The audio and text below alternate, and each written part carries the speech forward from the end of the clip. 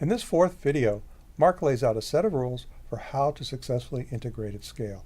They are based on lessons he learned over his career based on what worked and what didn't, distilled down into a simple yet universal set of maxims that will be useful to anyone interested in engaging in the extreme sport of innovation. Let's get to it. So finally, I'm sure you have a lot of wisdom to impart for future generations of engineers, and I, for one, want to hear some of them and hear what you've learned along the way about innovating at a consistent cadence, and what I sort of started off with, innovation at scale, right, which is a really different way to innovate. So I know you talk a lot about alignment. So if we go to Bohr's rules for innovation, if I call it that. Okay. So what are some of them if we talk about, say, alignment?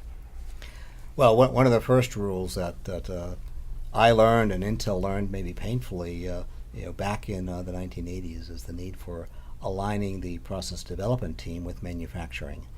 There was a time in Intel's history where the development team was happy to develop a technology, get a few chips working, and then throw it over the wall to the manufacturing team, who would do it all over again and maybe not do it so well. So Intel established a copy exactly methodology back in the late 1980s, where the development team was measured not just on the general technology goodness in terms of performance, power, and density, but our ability to produce it, at least in our development fab, at a high yield, and then transfer that technology exactly to the manufacturing team. So that was a very important learning in Intel's history, and for me. And the importance of that alignment, as I recall, was that it used to be when manufacturing picked up, the yields crashed.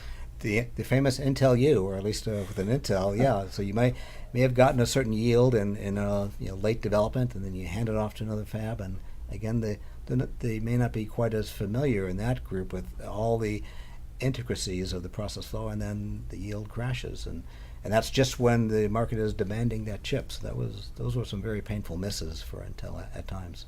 And I remember one of the issues you had, because development was off doing something else, manufacturing had to figure it out. So there was this process Craig Barrett that called RefSnart, which is transfer spelled backwards, because they had to re-engineer everything development had done. Right. And sometimes development engineers would be dragged back in to try to fix a problem, or the manufacturing team would try on their own to fix a problem that has arisen, and that didn't always work as well as we needed it to.